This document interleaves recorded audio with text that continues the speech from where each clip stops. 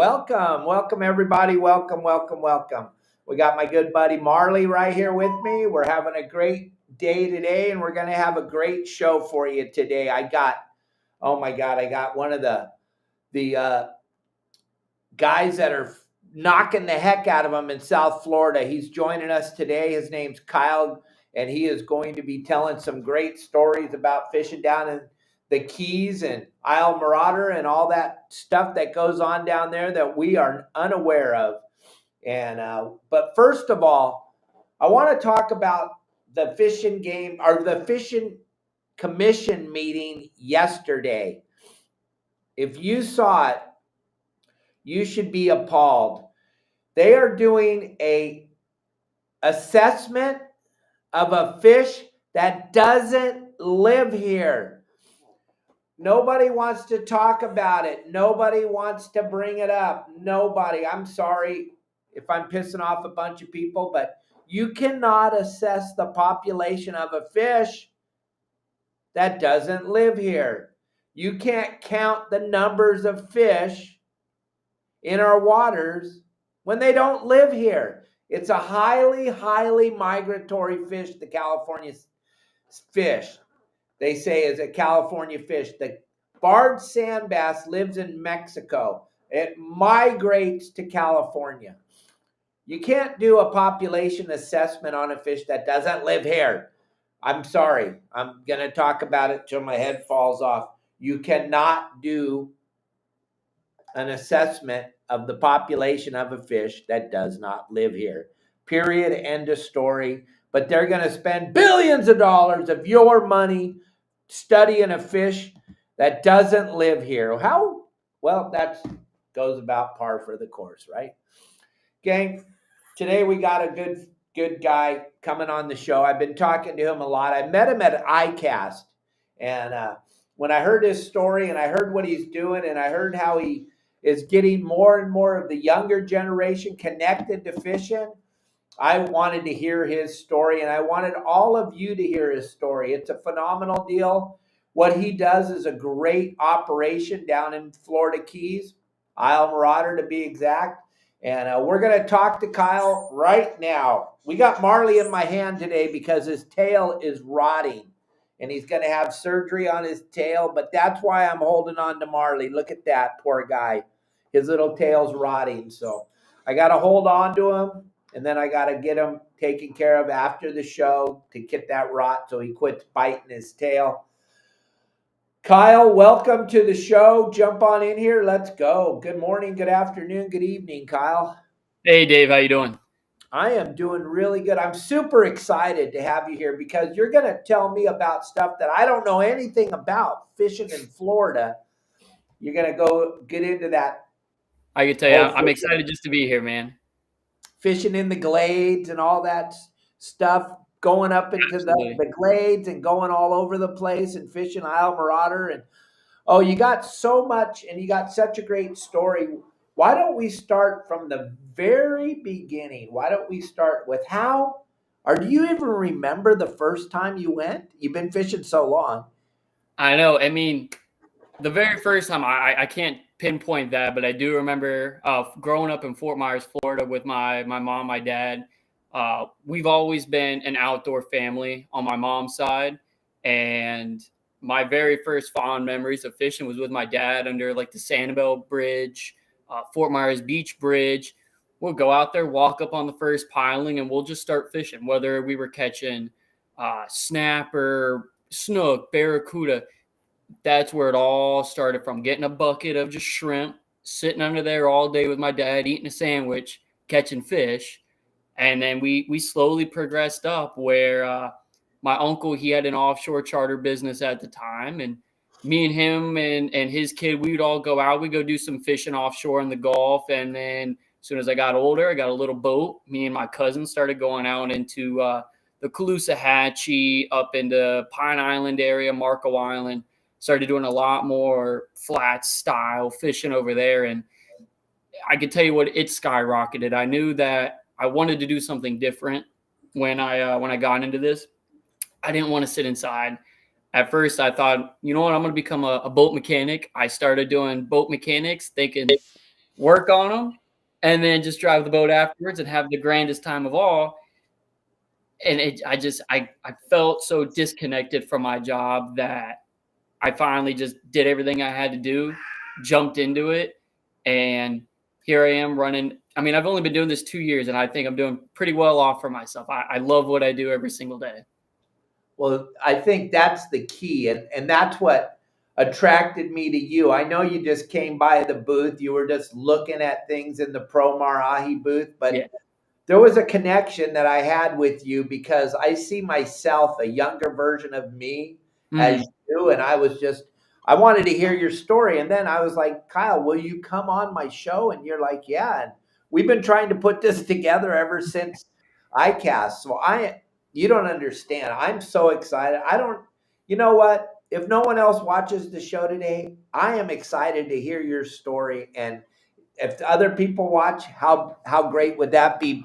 What I want to tell everybody right now is you guys have to hit the like button, hit the subscribe button, and share the show. It really helps the algorithm.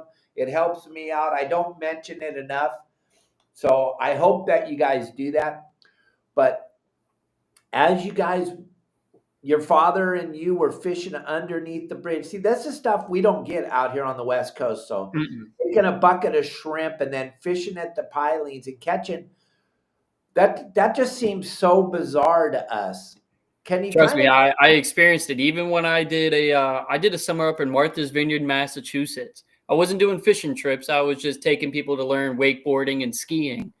But over there, you tell them what I do down here, and they go, "No, you got to go out to the canyons. You got to go way out there. Oh, if you want to catch this sort of fish, you're not just sitting there and waiting with the shrimp. You're chasing after these birds." And I'm like, dude, down here, it's a completely different ball game. I mean, even from Fort Myers to Isla Mirada, it is a huge difference. I grew up fishing. You can go to any dock, any mangrove tree, and catch a snook, a redfish, a trout, a snapper. And then here, it's like, I mean, you could catch a snapper anywhere down here, but if you want to go truly catch a good snook or a good red, you have to go find those spots out in the lower glades, the saltwater areas, and truly go do some hunting for them. It's completely different even down here. That's so incredible. I can't wait to get into this and dissect, take it apart, talk about it. So when you're fishing underneath the bridge with your dad and you're fishing the pilings, do you guys ever catch any of those? And I see these guys showing pictures of them all the time, those sheep's head. Oh, yeah. Especially when the weather gets a little cooler and the water starts to cool down a lot. I specifically remember we would have our bucket with shrimp and everything, but we'd bring a shovel, a flat build shovel, and you would scrape the barnacles off the piling, and that was your chum per se. So you would scrape those off. You'd put a little piece on the hook and drop it down, and you'd wait. And as soon as that line started going, you'd close the bait and you'd start reeling. And I mean, I don't remember any time I caught a massive one, but we were catching keepers left and right. And we'd have our limit and go, all right, well, now we have a bucket full of shrimp. Let's see what else we can add to the cooler. And that's what really got me into it, is just easy fishing where you don't have to have a boat. You don't have to have a special spot or anything crazy. You just go out and go have fun under the bridge with a family member. My dad is what it was.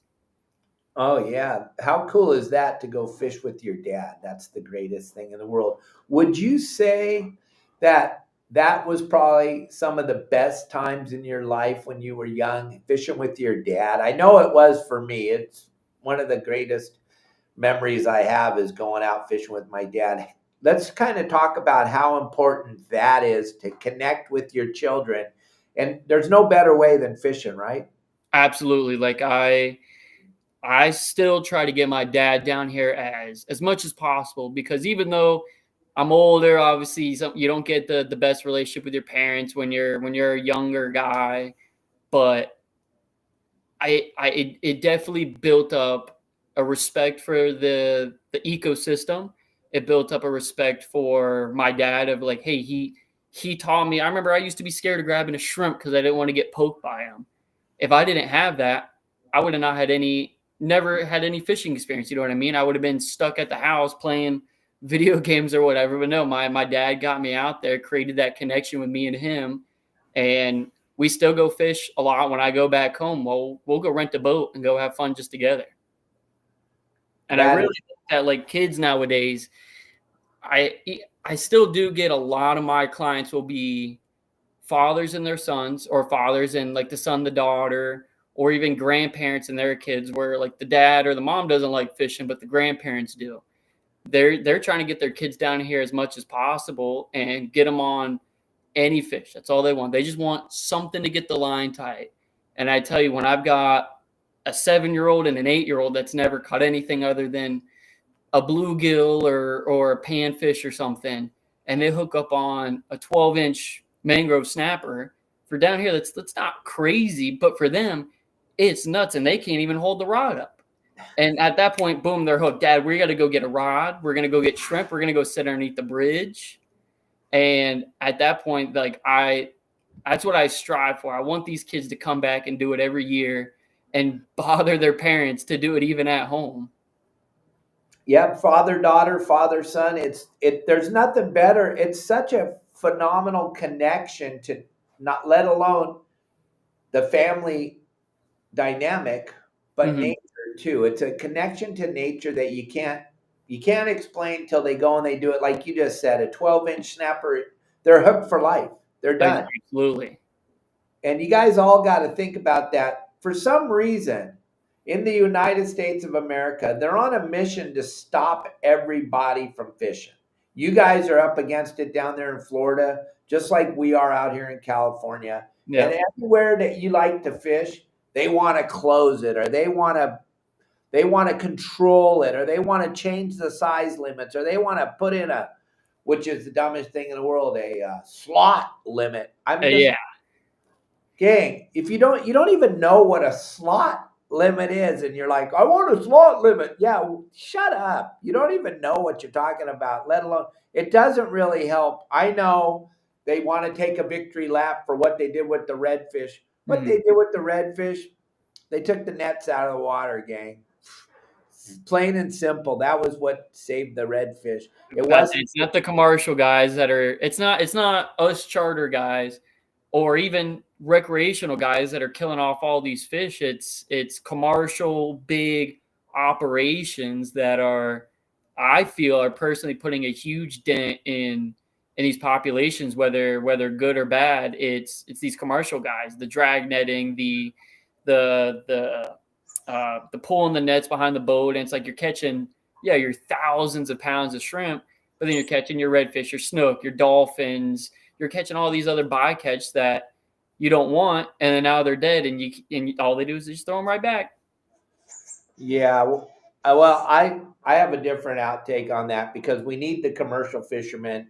We need those guys. But when they took the gill nets out of the inshore fishery and the redfish came back, they want to blame it. They want to take a victory lap for the slot limit. It was because they took the nets out of the water.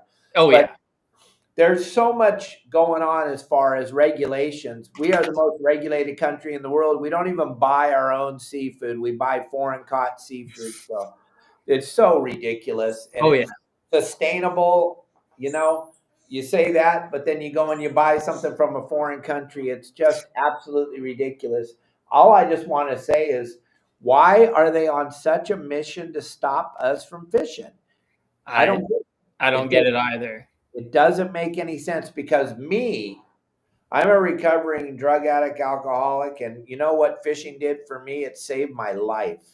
I hear that a lot. I've met a couple people where same thing. The kids or their son or their nephew was very heavily into drugs or alcohol, and a family member came into their life and introduced them to fishing. We're like, hey, go spend your money on this instead of that. And now they're hooked and they're under bridges every day or on a boat every day, just catching what they can and having a great time. Yeah, it's pretty spectacular. And you, like I said, you come in touch with nature, and it's a family affair. Like, you can grab, like you said, you grab a bucket, get some shrimp, go sit underneath the bridge and catch a fish. And you're fishing. It's easy. Nothing better than that. I have a question for you. We're going to Yeah. go all over the place, but there's a Yeah. lot of my members here, and Tiffany Vig and Matt Ryan and stuff. They all participate in the show all the time. We want to, and I do too. What is the attraction to the spinning rod and reel compared to a bass fishing rod and reel or a conventional fishing rod and reel? Because on the West Coast, That's all we you use. we use we use conventionals and that's it. And I don't. It's just the part. It's just how you were grown up. You just grew up fishing spinning rods. That's what you know, right? Yeah, what I watched a video on that the other day of a dude talking about when to use spin casting versus when to use a bait caster. And their input was, if you're going to do something with heavy bait and heavy fish, you want a bait caster style. It can kind of handle the weight a little heavier. If you're going to do a little bit more finessing, you should use a spin casting rod. To be honest, I've caught 120-pound tarpon. I've caught 100-pound grouper all on a spinning rod. I don't see the huge difference in it. I specifically like a spinning rod for the fact of you're not getting a bird's nest if you mess up and you throw into the wind, or if you mess up and throw it to the tree. Now you're not sitting there fixing it. And I don't know. It seems a lot easier for me. And I do get a lot of northerners where they'll show up. First thing they'll do is they'll take that spinning rod right behind me and they'll flip it over so the handle's on the right-hand side. And I'm like, all right, first, here, I can just switch the side of the reel for you. As soon as you switch it, they're ecstatic. They're like, this is amazing. And now they can do everything they're used to doing up north. I don't know if maybe it's better with corrosion. I have no idea. I just know down here, a lot more spinning rods are used versus the conventionals. Yeah, well, I think it's more of what you grew up using. Yeah, it definitely could be that. Because I grew up only using conventionals and I don't even know how to hold a spinning rod, let alone fish with it. I can finesse fish bass with a lightweight bass rod with 12 or 15-pound mono, and then I can fish the heavy braid, whatever, anywhere in between. And then I go down there to Florida and I see you guys and you say, oh, I can cast farther than you. Well, you can't. No. My reel's going to cast way smoother than yours. You're up against the line coming off the spool. That's the only thing. But you know what? You're absolutely right about, as a charter boat captain, I had a plethora of spinning rods and reels on the boat because I don't want to take the backlash out all day. Exactly. It's very hard to teach a newcomer on how to throw a bait caster and just barely touch the bail with your thumb. And I'm just going to give you a spinning rod, Yep. 3000 series, and you just chuck it. Just chuck it as far as you can get it. I don't care if it's in the tree. Just chuck it as far as you can get it. Yeah, that's the key. And that's why, Matt, that's why it's not about what's better, because Kyle can fish just as good as you or me with his spinning rod as we can fish with our conventional. We just grew up fishing. That's the only difference. Nothing's right, nothing's wrong, nothing's good, nothing's bad. It's just the way Kyle grew up and the way you grew up and the way I grew up. It's just, it is what it is. And he catches giant monster fish on his spinning rod and we catch giant monster fish on our conventionals. And it's all what it is. It's you know what? We're both catching fish. That's all we care about is just catching fish. Man. Yeah. I'm just reading what he wrote, but yeah, it's at the end of the day, it's catching fish. It's all about, but it's all about getting bit. And it's all that tight rod, the bent rod, any way to have an adrenaline rush is what I'm aiming for. If you can't cast, you can't get bit. Exactly. So you might want to get a spinning rod, especially on the West Coast. If you're having a hard time getting that bait out away from the boat or getting that lure out, first of all, I tell people, quit buying lures if you don't know how to cast. Oh my gosh, yeah. Let's be honest, you can't lay a lure over to the side and just sit there and pick your nose. You got to work that thing all day. Absolutely. Make 100 casts for a bite. I mean, I remember being little and I would go out to I'd walk out the front door and go to the street, and I had a bait caster because I wanted to learn like everybody else was doing. And I just put a little egg weight on there and throw it out. And I got good at it. And then one day I'm like, man, I can just use this spinning rod. I can throw a little bit. I feel like I throw a little farther this because I can put some muscle behind it. But then meanwhile, you got these bass guys that have got 10 rods on their boat and they can fling that thing just as far as even farther than me. And I'm like, you know what? They're catching their fish. I'm catching my fish. Everybody's going to do their thing. They go have fun. You know what I mean? Oh, I do. I know exactly what you mean. And I don't call anybody wrong and anybody right. No matter Absolutely. how you're getting bit, that's the most important thing in the world is getting a bite. Absolutely. Yep. So let's go down now. Oh, wait a minute. We got to show this. Just before we go any further, Todd Manser and John McCarty over at McCarty Yacht Sales have some smoking hot deals, and this is the time of year you want to purchase a boat or you want to sell your boat. So check this out real quick. I got this cool video, and then we'll get right back into talking about this. But McCarty Yacht Sales, John and Todd, here we go.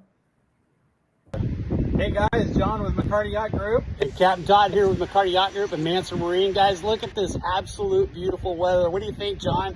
What a year we've had, huh? Unbelievable weather right now. It's been a great year. Fishing is going off right now. Boat sales, there's plenty of great boats right now and great deals to be had. It's time to give us a call, guys. Don't miss out on this. It's awesome right now. Absolutely correct, guys. The striped marlin have been biting. The bluefin are still biting. We've got incredible weather. There are some great deals, guys. Things are starting to look really good. If you guys are interested in buying or selling, give us a call at McCarty Yacht Group. With the years of experience we've had working on boats, we'll make sure that you guys get the greatest deal possible. So give us a call either at 949-547-7748 at my cell phone, or John, how do they get a hold of you? 714 area code 267-7364. And when you call and ask for Todd, hey, let him tell you a little bit about this last marlin tournament and some of that fishing dope he passed along. Absolutely. Really good. Yeah, they had some really good fishing, guys. So we look forward to hearing from you guys. You all want to be a part of this. I know you do. So if you don't already own a boat, make sure you give us a call. And guys, have a great day.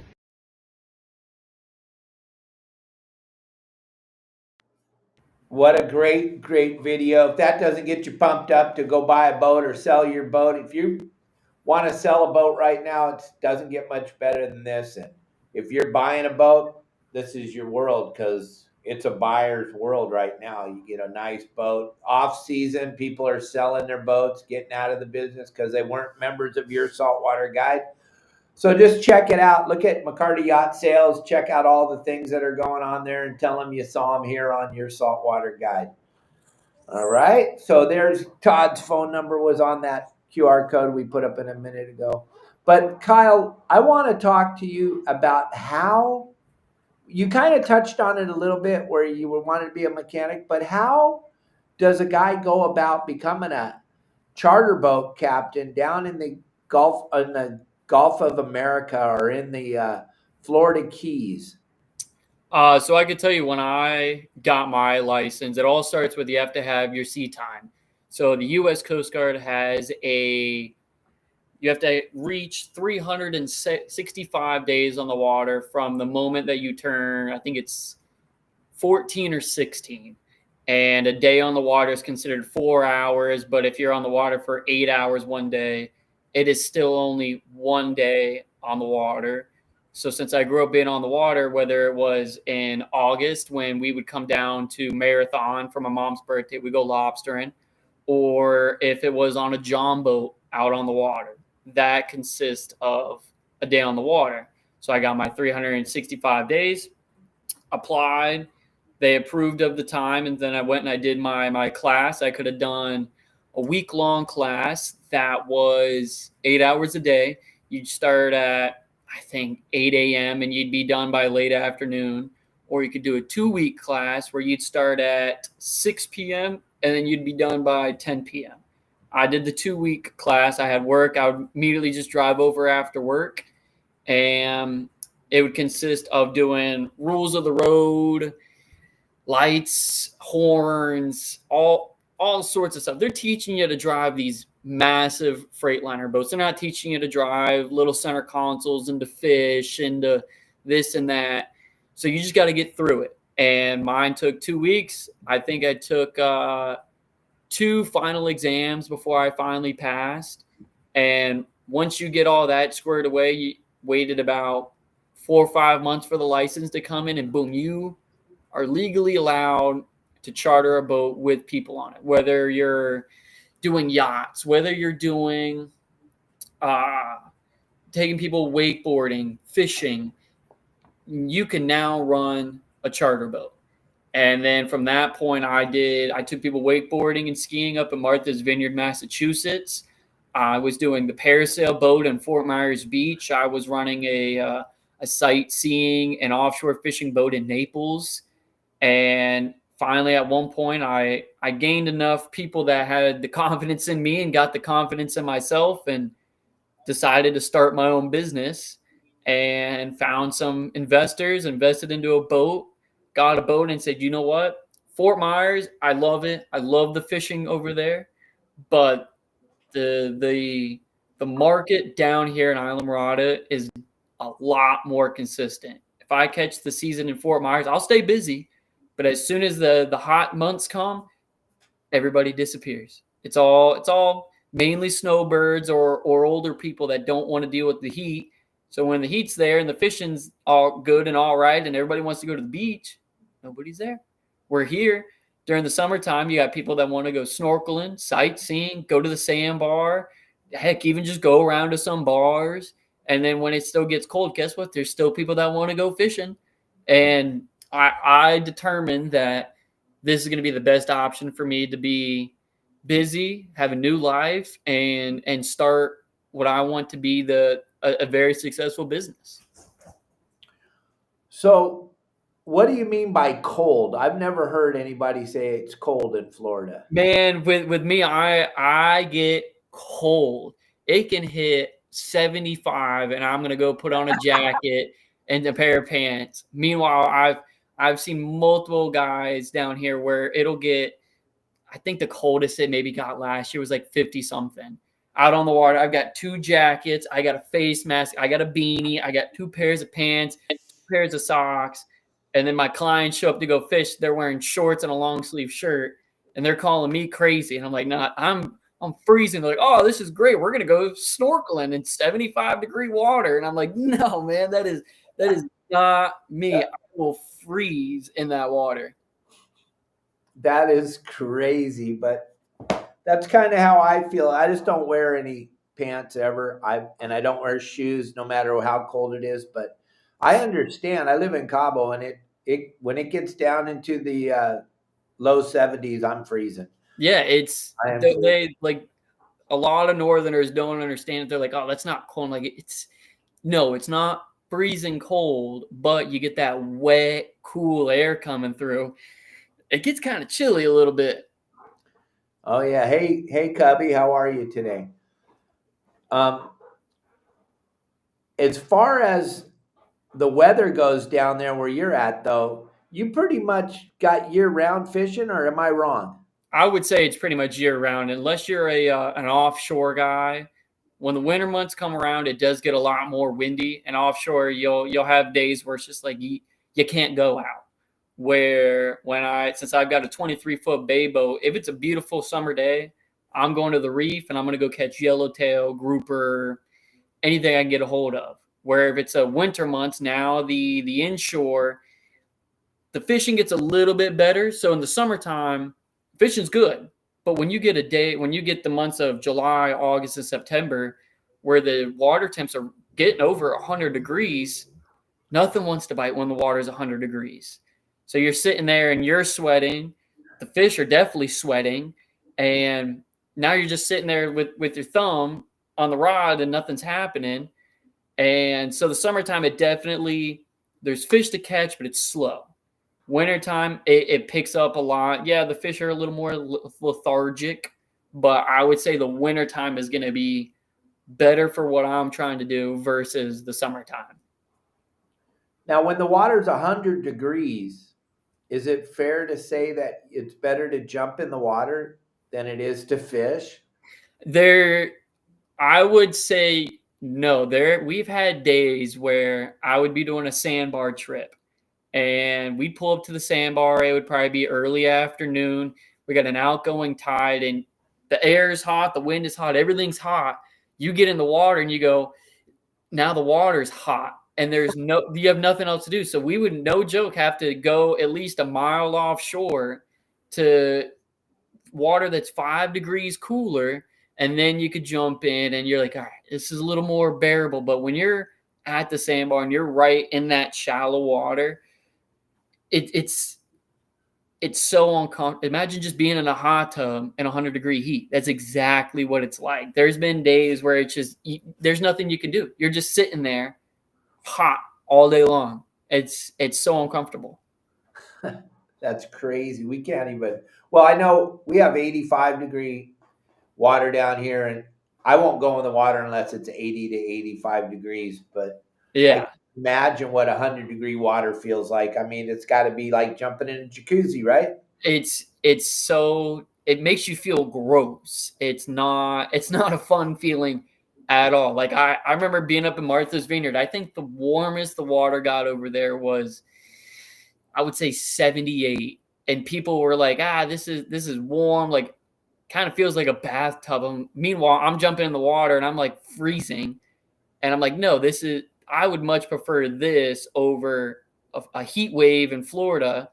And now I've got a trip coming up on, I think it's Monday or Tuesday. No, yeah, Monday, because I canceled all the trips Tuesday, where they want to go snorkeling. The water is going to be like 75, 76. I won't jump in if it's under 80. And they're like, no, we're ecstatic. It's going to be awesome. I'm like, all right, it's you guys jumping in. I'm not getting out of the boat. Nice. I understand that. I'm with you. I feel the same way, man. It gets below 80. I'm not jumping in either. No. All right. So, Elliot, can you show some pictures of the boat Kyle's working with? And we're going to get into this charter boat fishing thing right now. And check out the boat. Check out what he's got going on here. This is his cool website and all the great things he's got going on down here. And I'll tell you what. It's pretty cool looking fish and pretty cool looking areas you get to fish in, and a pretty cool looking boat, right?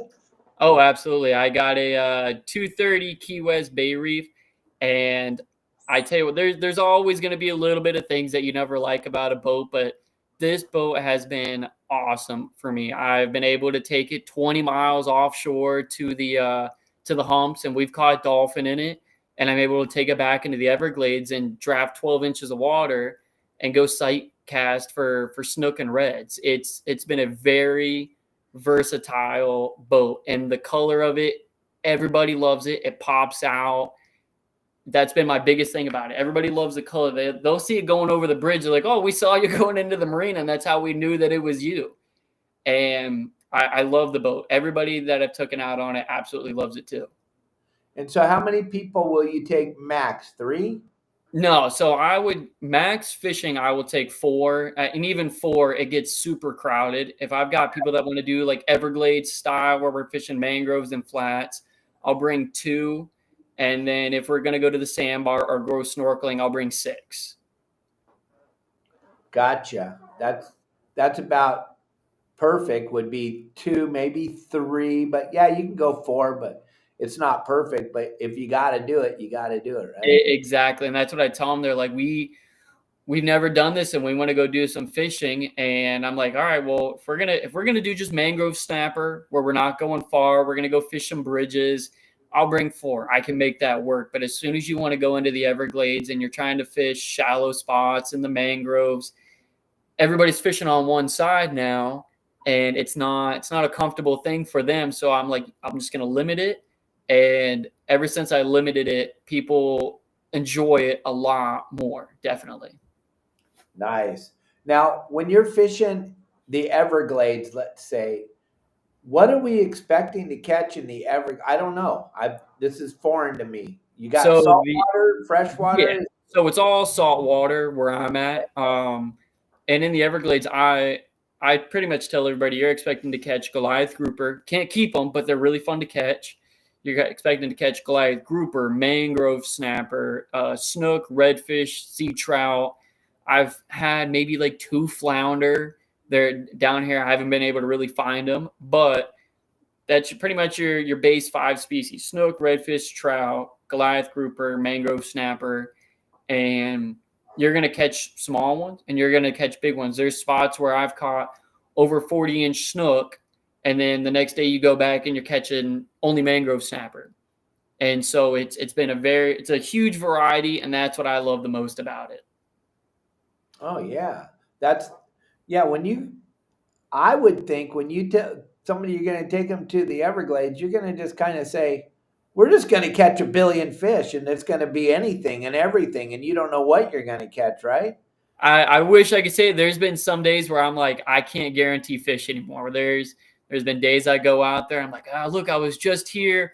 I caught 6 snook and I caught this many trout. I caught my biggest trout, 25.5 inches. Go out there the next day, nothing. Not a single fish. And I feel like I'm disappointing these people. So I just like, we're going to go out there. These are the species that we can expect. And if we catch them, we catch them. If we don't, we don't. That's why it's called fishing and not catching. Right. What do you think the biggest thing is in the Everglades as far as fishing goes? Is it tide? I would say it's definitely tide and temperature. If you get out there, like I said, on a really hot day, everything slows down a lot. But if you get out there on like when it's fall and spring, that water's starting to either warm up or cool down a little bit, you get a good incoming tide. Like tomorrow, we're going to have a really good incoming tide at a spot that I'm going to try.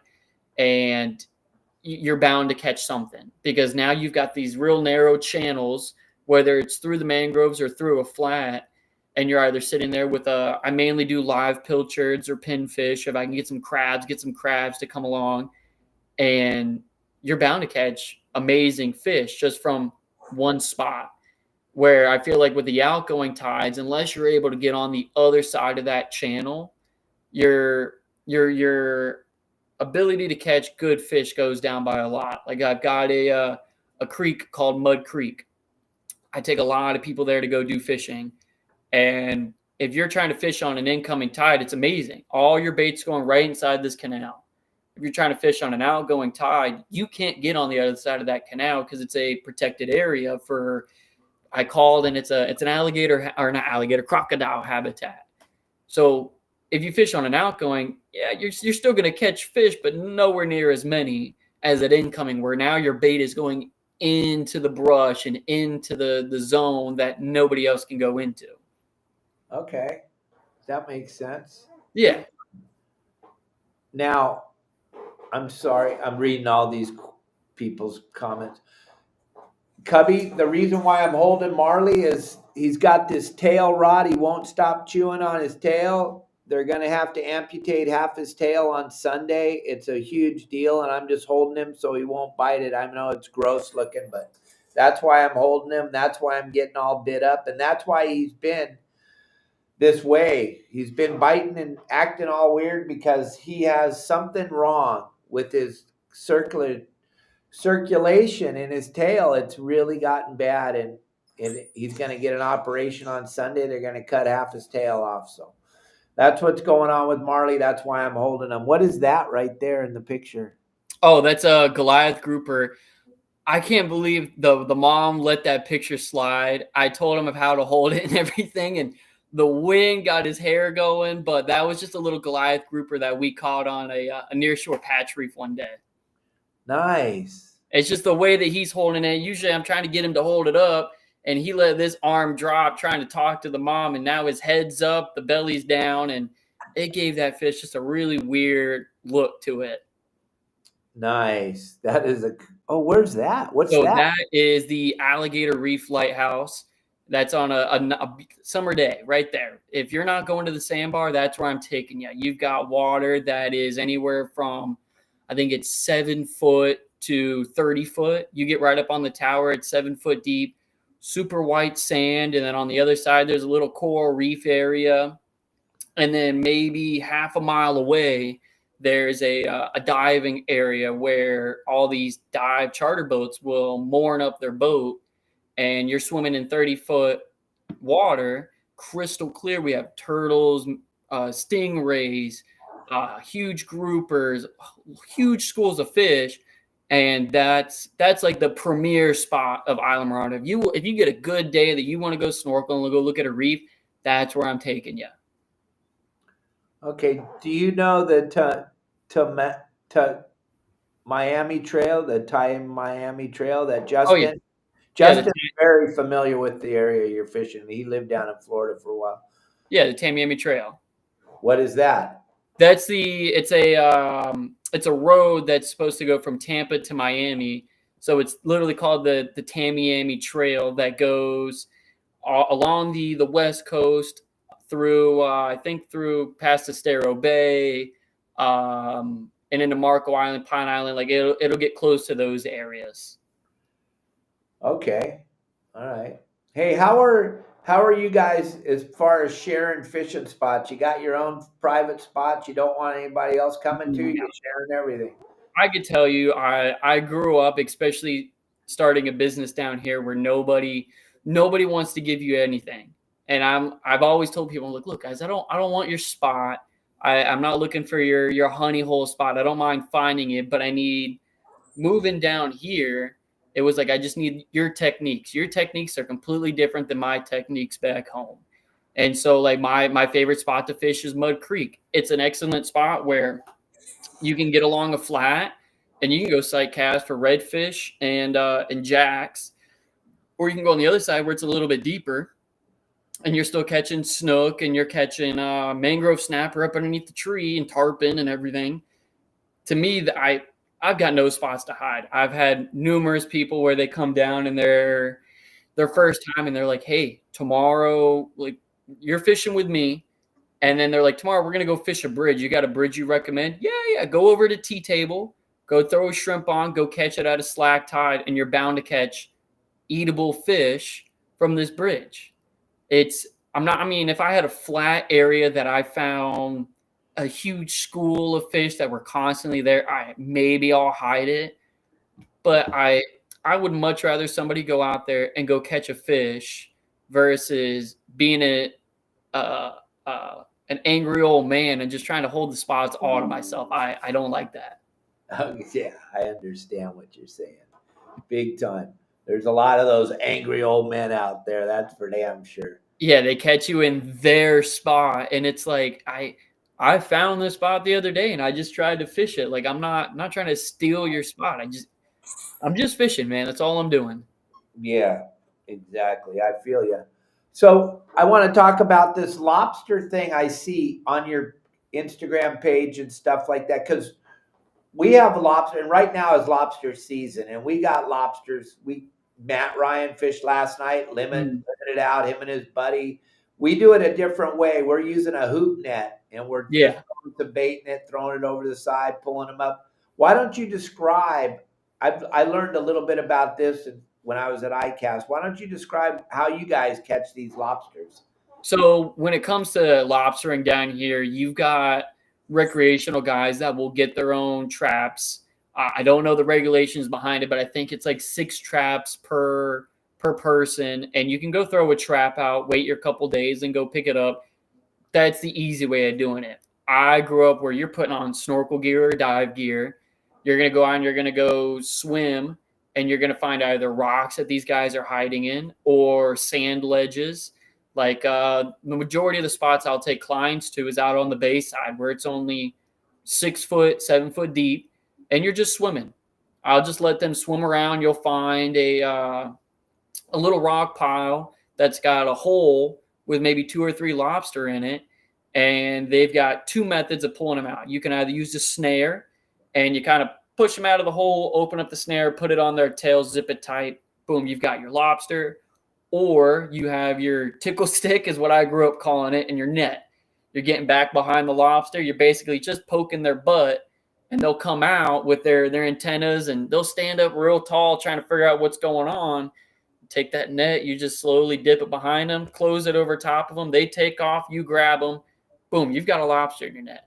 That's the way I grew up doing it, and I absolutely love lobstering. There's been charters where I had buddies back home. They wanted to go catch some lobster. They show up. A lot of people are very inexperienced, and it's hard to learn right off the bat, especially if you're only doing it for 4 hours. So I'll put the boat in an anchor mode. I'll jump in there with them and I'll show them how I do it. And then if they're trying to catch a limit for 4 people and they're not doing the best, I'll start catching them left and right, put them in the boat. They can have them. I don't need the lobster. I'll go catch it on my free time that same day and go limit out. It is my absolute favorite thing to do. I grew up doing it every year. We come down to Marathon in August for my mom's birthday, which was also the same time as opening day of lobster season. Every morning, we'd wake up, go catch our limited lobster, drop them off, go right back offshore, go fishing. The next morning, we'd go offshore fishing, come back, drop everything off, go lobstering. It was like that for a week straight, and it is my absolute favorite thing to do. I just got an action camera, and so next year when lobster season starts back up, I'm gonna have it on my head, and I'm gonna do demonstrations on how I catch them down here, and hopefully get some good videos out of it. That's a different way to do it than we do it. Oh, absolutely. That's for damn sure. We do it only at night, and we only do it hoop netting. You guys are diving during the day and getting them up.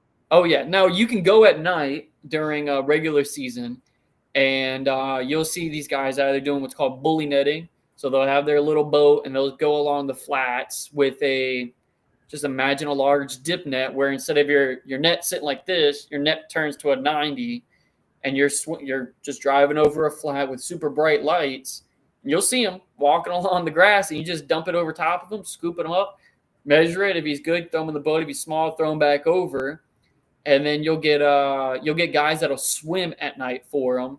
And at night is when they're walking around because now they're protected from the big fish that'll see them. So it's super easy, but now you're swimming in the water in the dark with a flashlight, and I don't play well with sharks. Sharks will, unless it's a nurse shark, if I see something swim by my face, I am out of that water, dude. I don't trust them. Well, I never had an encounter with a shark. I night dived a million times, but I understand what you're saying. It's kind of sketchy at night. Yeah, I've only experienced one shark at night. I mean, I've experienced nurse sharks, but I've only had one. Yeah, it had to be a little bull shark that was maybe 4 foot long, and he just came to swim and check out what we were doing, but he would not leave us alone. And after that, I was like, yeah, if I'm gonna do this at night, I'm gonna have at least 3-4 guys in the water with me just to make it look a little bit bigger, you know? Yeah, I like the idea of doing it in the daytime when you're diving and catching them. Oh, it's so fun. Yeah, and then that net, what did you call the net? So you have a dip net or bully netting, yeah. Bully net or something. Yeah, the bully netting, you'll have guys that there's commercial guys that do that, and then there's also charters that'll do it. And I tell you what, during mini season, so opening day of regular season is August 6th, and then opening day of mini season it's the last Wednesday, Thursday of July. And I tell you what, at 11:30 at night on that Wednesday, you'll go out there and you'll see lights everywhere. It looks like a Christmas party out there. You got people with red and green lights. You've got anchor lights. You've got people with their lights already in the water. And we've got a spot down here called Toilet Seat Cut. If you go to Toilet Seat Cut on opening day of mini season and you just look, there are hundreds of people in this little area waiting for 12:01 a.m. to go start catching lobster. And it's an absolutely crazy time to even be snorkeling in the water. Like it's not for the faint of heart. There's boats everywhere. It is nuts. Kind of sounds like Justin Catalina, huh? That's kind of crazy. So we had a little bit of time together down there at the ICAST show, and I turned you on to some fishing line. Yeah. Why don't you talk about that GT4 fluorocarbon for a minute? You guys been using it down there? Does it help? I could tell you, I've introduced it to some captains down here that have never heard of it, never seen it in any of the shops, and obviously everybody's going to have their little superstition of, oh, like the big thing down here is Andy or Andre. They use a lot of that, and that's what I started using, because you get so much line for an okay price because it's such a huge company. But I've always had issues with fraying. I've had issues with stretching too much, that it'll cinch the knot so tight that it breaks through. And since I've switched to your Ahi GT4, I've not had a single problem. I've literally had keeper size snook, 28-inch snook, that I will hook. I'll watch them dart toward the tree, jump up into the mangroves. Usually this is where they'll get cut off. Right. And then I'll still manage to pull that guy out. I will feel it wrapped around a tree and just barely inch its way back toward me, loop around a log and get into the boat. And you'll look at the line. It'll be frayed and all that. But I have not lost a single keeper fish that's not a barracuda because of that fishing line. Barracudas, obviously, they're going to cut the line. They got the sharp teeth and everything. But when it comes to snook, I've even had, how big was this jack? He's probably 35 pounds. He was a big jack for the Everglades. Hooked him.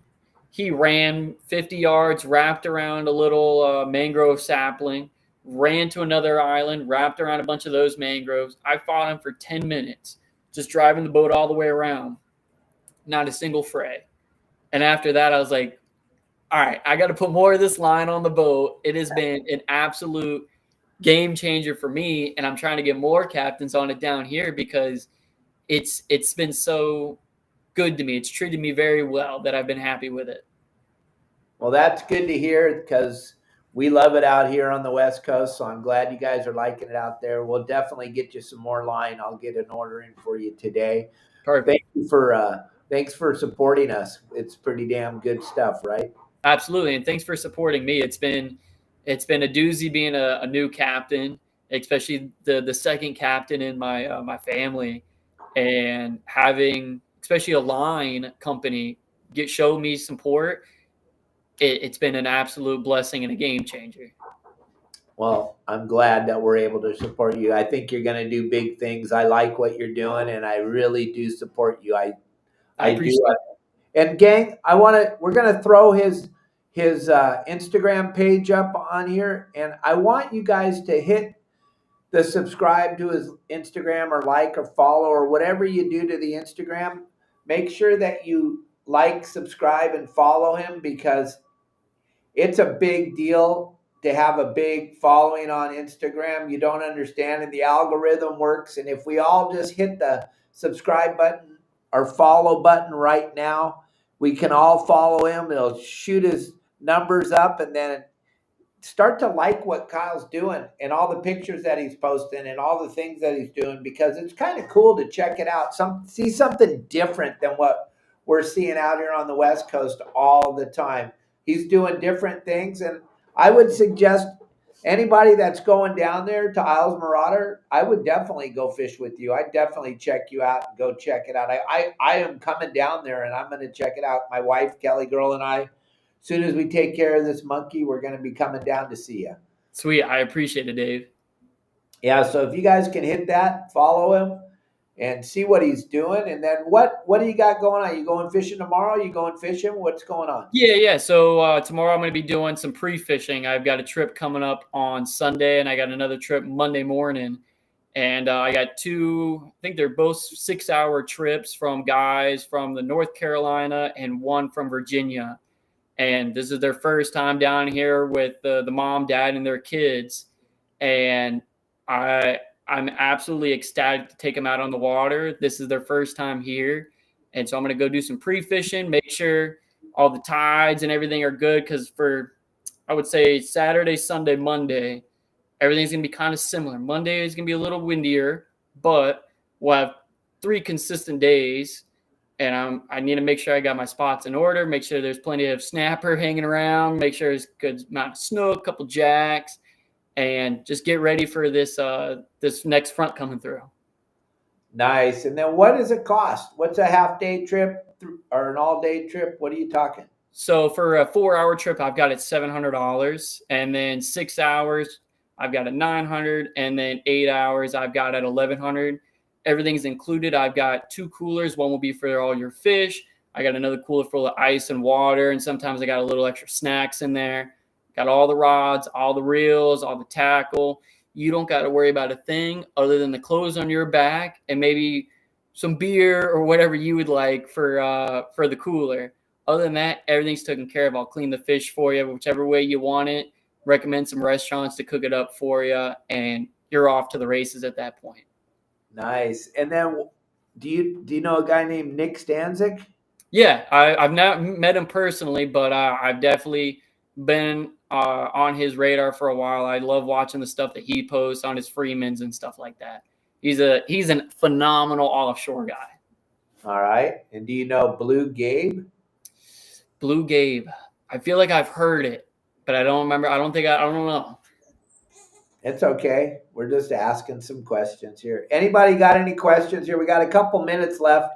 If you got anything you want to know about or anything that it's cool to see what else is on Access States involving different types of fishing anglers. Oh, you're fishing with John Cyclone. Good. Perfect, Lisa. Go catch a catfish. That's rad. All right. And really good snook fishing at the Florida Power Light. Yep. Yep. And then I see, I think it's OC Sea Bass. If you go on Instagram, it is captain.__Gabor for the Instagram. Okay. Let's see what else we got. Yeah, there it is right there. Everybody hit the like button and the follow. Follow him. Follow right now. Everybody jump over there and do it. How about Robert Harrington? No? I don't know. I don't think I've heard of him just yet. Like I said, with me, I've been running my boat for about 3 years. And then I've been down here in the Everglades. Well, not Everglades, but the Isla Morada area for 2 years. Every week I'm trying to become a more social guy and get to know more of these guys. This is the industry I want to be in. I got to make as many friends as possible. I like being out on the water and meeting new people every day. Well, I think you're going to do just fine. You're just getting into this thing. You're just starting and you already got a big following and you're going to keep getting it because you're doing it the right way. And I'm super happy. I'm super happy that you're my friend, and I appreciate you being a friend, and we're going to take good care of you, and you take good care of some of my people when they come down there, and it's a match made in heaven. That's for sure.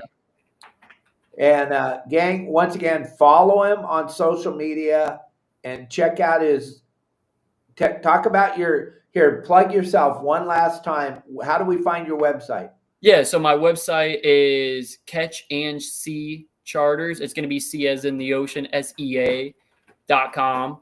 My business, Instagram, and Facebook are all going to be linked on that website, but it's the same thing of Catch and Sea Charters on Instagram and then Catch and Sea Charters on Facebook.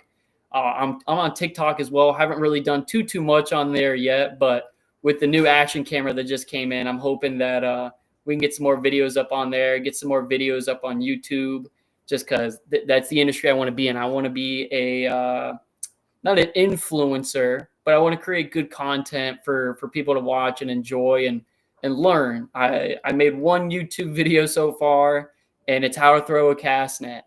And everybody that's watched it has been ecstatic. They're like, this throwing an 8-foot cast net without having to put the lead weight in my mouth has been so much easier. And I feel like I did a little good job explaining how to do it. I've done it with there's a organization I work with called Ladies Let's Go Fishing.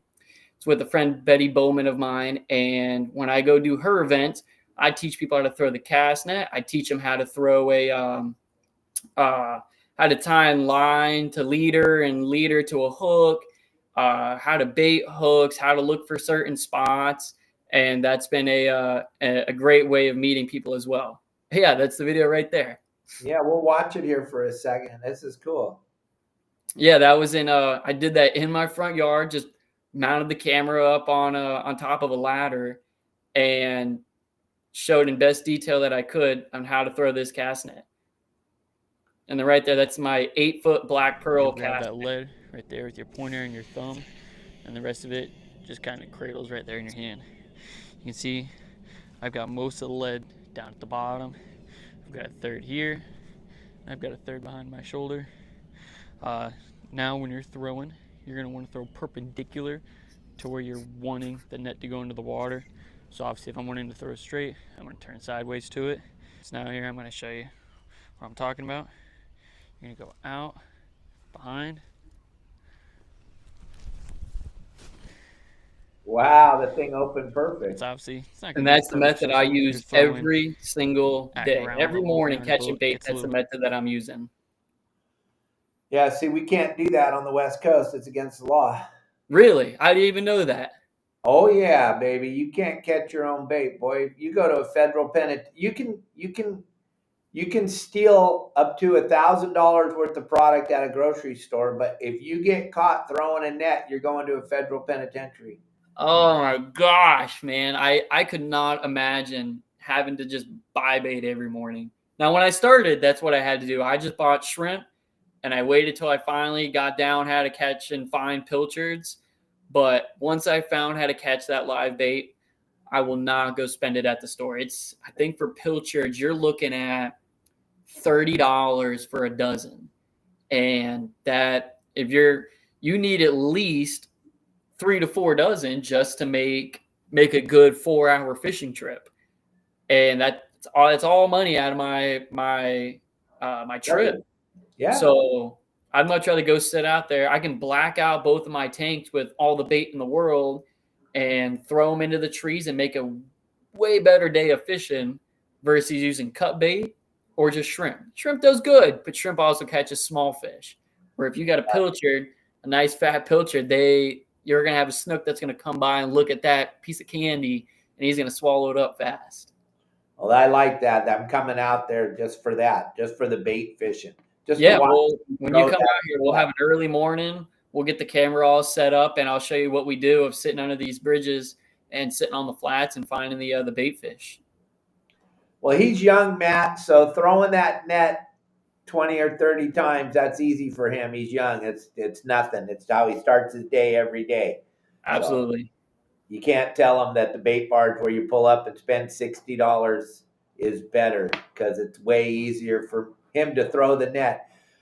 Thank you very much for a great show today, Kyle. I can't believe it's over. I can't believe we ate up an hour that fast, but thank you so much for all the information on your business. Absolutely. And we will catch up with you real soon. We'll see you again out here on this show. We're not done with you by any stretch of the imagination. Thank you all for watching today. Make sure you share this, hit the like button, subscribe to my channels everywhere. You can find me on Instagram, TikTok, Facebook, YouTube, Spotify, Apple, Megaphone, Threads, X, and Rumble. See you Monday. Woo, I got the whole weekend off. All right, guys. See you on Monday. Have a great weekend.